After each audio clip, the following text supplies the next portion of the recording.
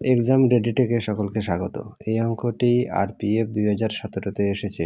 অঙ্কটিতে বলেছে কোনো একটি দ্রব্য 117 টাকায় বিক্রি করলে 10% ক্ষতি হয়, তাহলে দ্রব্যটির ক্রয় মূল্য কত?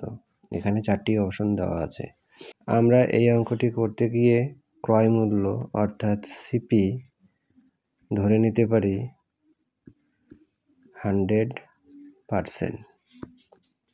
তো এখানে 10% ক্ষতিতে বিক্রি করলো, তাহলে সেক্ষেত্রে এসপি অর্থাৎ সেল প্রাইস হবে 100 থেকে 10 বিয়োগ করলে সেটা হবে 90%। এখন এই 90%ই হচ্ছে 117 টাকা। তাহলে 90%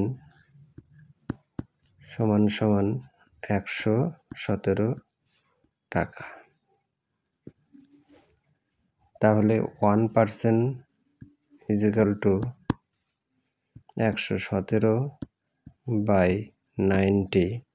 তাহলে আমাদের বের করতে হবে ক্রয় মূল্য। তাহলে সেখানে ক্রয় মূল্য হচ্ছে আমরা ধরে নিয়েছি 100, তাহলে 100% সমান সমান 117 গুণ 100/90। এখন আমরা এই শূন্য, এখানকার একটা শূন্য কেটে দিলাম। এবার 9 দিয়ে এটাকে কাটবো, 117কে কাটবো। তাহলে 9 একে 9, হাতে থাকলো 2, 3 9 27। এবার যদি গুণ করে দিই 13 এবং এখানে 10, তাহলে সেটা দাঁড়াবে 130 টাকা। তাহলে দেখা যাচ্ছে অপশন সি এখানে সঠিক উত্তর।